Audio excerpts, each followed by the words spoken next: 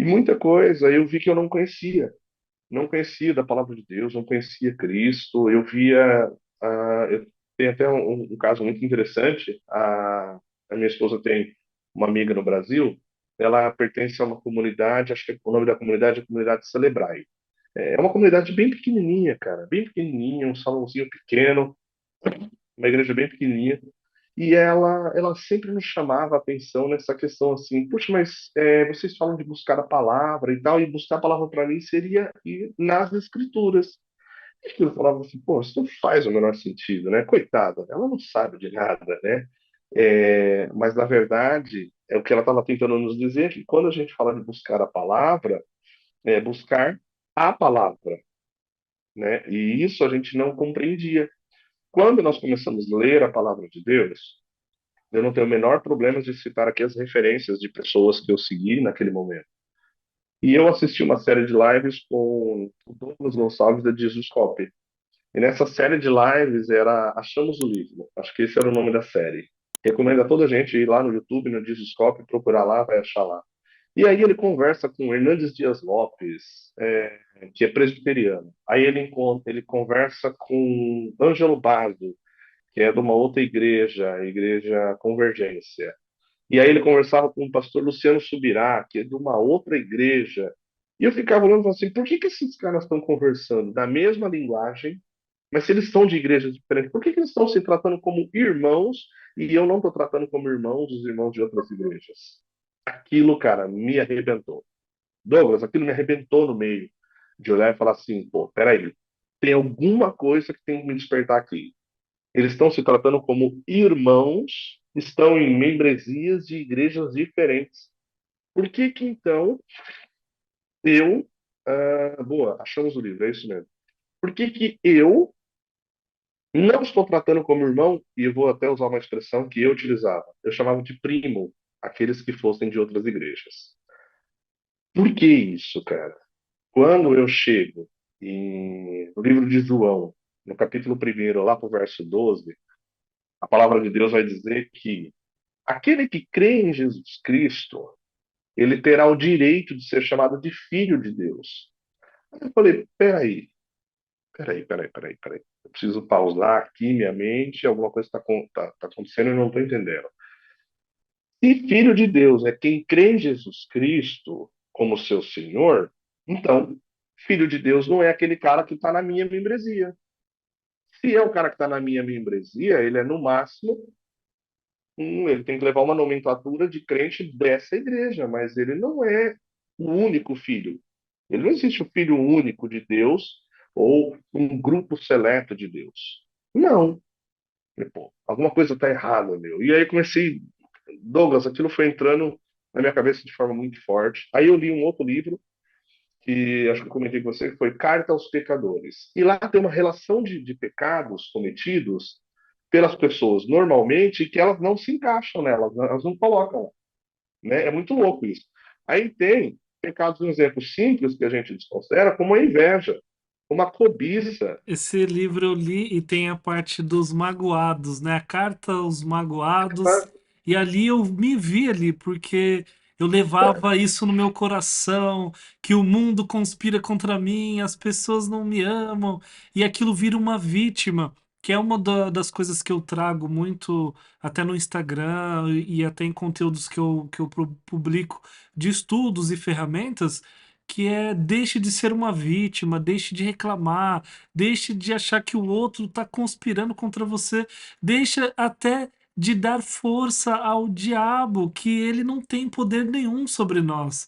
Então isso É, tem que ser muito importante, que ele não tem poder sobre nós. não tem nada. Aquele livro mexeu muito na minha mente, então foi uma construção de coisas que me despertou realmente. Eu tive uma experiência muito forte com Cristo naquele momento, onde eu trabalhava numa máquina injetora e né, lá em Sintra e eu estava montando um molde e cara, eu comecei a conversar com o Senhor ali, comecei a orar ao Senhor, lendo aquele livro nas minhas pausas de almoço, lendo a palavra de Deus e tudo. Eu falei, Senhor, eu eu estou percebendo uma coisa que eu não sei te amar, eu não te conheço. Eu não me via como pecador, eu não me via nessa condição, eu não faço a menor ideia de quem que eu sou. E o Senhor realmente, assim, o Espírito Santo foi muito forte em me trazer a passagem onde aqueles amigos descem um paralítico no teto para Cristo e Cristo, na sua maior demonstração de amor, ele fala: perdoados estão os teus pecados. Incrivelmente, aquele era o maior milagre, mas para as pessoas, Douglas, ali, que só ansiavam ver coisas físicas, olharam para ele e falaram: isso é pouco. Como assim? Olha que loucura, mano. E aquela passagem me arremeteu tanto no meu coração que eu comecei a chorar, Douglas. E eu, na posição que eu estava ali, eu falei assim: Senhor, mas a minha condição hoje, ela é a mesma desse povo. Então, eu estou precisando de coisas físicas nesse momento, coisas monetárias e tal. E o Senhor falava assim: não, você não entendeu ainda. Isso é o que te basta, o perdão dos pecados. Vai, não peques mais. E eu cheguei, eu fui buscar a minha esposa no trabalho. Eu me lembro que eu peguei o carro, fui lá, encontrei ela. E eu cheguei em casa e contei essa parte para ela. E nós choramos no carro naquele dia. Eu entendo, na verdade, Douglas, que meu ponto de encontro com Cristo Jesus foi aquele dia atrás dessa máquina injetora, quando Cristo vai e fala assim: agora que você entendeu, meu amigo, agora sim perdoados estão os teus pecados. E aquilo me fez a real consciência de quem eu era: um pecador, um podre, realmente um trapo de imundícia. Ali eu entendi quem eu realmente era, Douglas. Só que dali em diante gera um conflito muito grande dentro do meu coração, porque naquele momento eu estava ouvindo ministrações diferentes daquelas que me confrontavam o pecado, entende? Então eu ouvia ministrações muito mais próximas ao milagre físico desse paralítico do que o perdão dos pecados. E eu vi que a situação é que um cristão ele necessita reconhecer os seus pecados, arrepender e viver na misericórdia de Cristo. Esse era o crucial para uma vida cristã. Muito bem, aquilo foi levando-se durante um tempo até chegar o momento da ruptura, em que eu, tomado com uma, uma situação de tipo, não consigo mais compreender o que, que eu estou fazendo, eu comecei a orar ao Senhor para tentar entender. E eu comecei a falar de Cristo, o que perdoa pecados para as pessoas.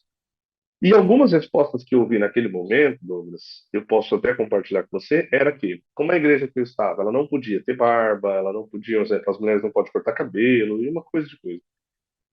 Bom, dizem que agora está mudando algumas coisas, enfim. Mas naquele momento não era assim que era dito.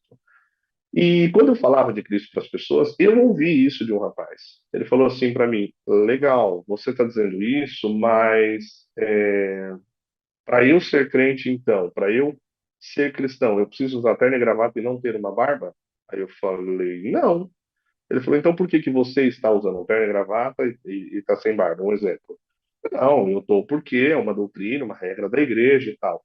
Ele falou: mas se eu não for exatamente como você está, eu consigo pertencer à igreja que você está? Eu falei: cara, consegue. Mas no meu íntimo começou a me bater um frio na barriga. Eu falei: puxa, mas será que ele será bem aceito? Será que isso vai correr bem? São coisas que começou a me despertar na mente. Até que eu não tenho problemas de falar as minhas experiências, Douglas. Até que, lembrando, então eu pontuei aqui que o Douglas Gonçalves tratou aqueles caras como irmãos, Fernandes Dias Lopes, Ângelo Baz e Luciano Subirá como irmãos, sendo de outras igrejas. Muito bem. Chegou o dia em que eu estava congregando num culto de ceia, e neste culto de ceia, na exortação e explicação, foi dito da seguinte forma: de que quem congregasse com outras igrejas, outras comunidades e denominações, teria que pedir perdão para tomar a ceia. E aquilo me bateu um momento muito complicado. Ali foi onde talvez mais tenha bugado a minha mente de por que que eu teria que pedir perdão se eu estaria andando com meus irmãos. Por que que eu tenho que pedir perdão se eu estou andando com irmãos? Por que que a palavra de Deus fala tanto que filhos de Deus são aqueles que creem em Cristo Jesus, e eu estou começando a ser ensinado que filho de Deus é quem está dentro de uma membresia de uma igreja? Aquele momento foi quando eu realmente reuni com a minha esposa e decidi me desligar da membresia. Só que eu não sabia das consequências, Douglas. Eu não sabia. Eu imaginava, sim, a consequência de ter algumas chateações, de ter algumas pessoas que pudessem não gostar e tal, e ter uma retaliação. Mas eu perdi amigos de longas datas, eu perdi pessoas muito próximas a mim. Douglas, eu ouvi coisas, e o que eu estou contando como experiência aqui, Douglas, ela não é para ficar aqui atacando pessoas. Não, o nosso intuito é que as pessoas que ouçam, se pertencer a igrejas no qual estão, se você vê alguém saindo da sua igreja, a palavra de Deus não deixa de chamá-lo como filho. Não, a palavra de Deus não faz isso. Então, nós, como irmãos, nós não podemos ter esse tratamento um com o outro. Nós devemos amar realmente um ao outro. Naquele momento, então, Douglas, que eu saio, eu vi coisas de que minha casa era maldita, de que não deveriam frequentar a minha casa, de que a partir daquele momento ninguém tinha que orar mais comigo porque eu não tinha mais nada a oferecer, que eu pagaria grandes preços e punições, ok? De que eu, nesse momento, estaria tentando derrubar as pessoas do caminho santo. Cara, são coisas assim, é, muito duras, muito duras.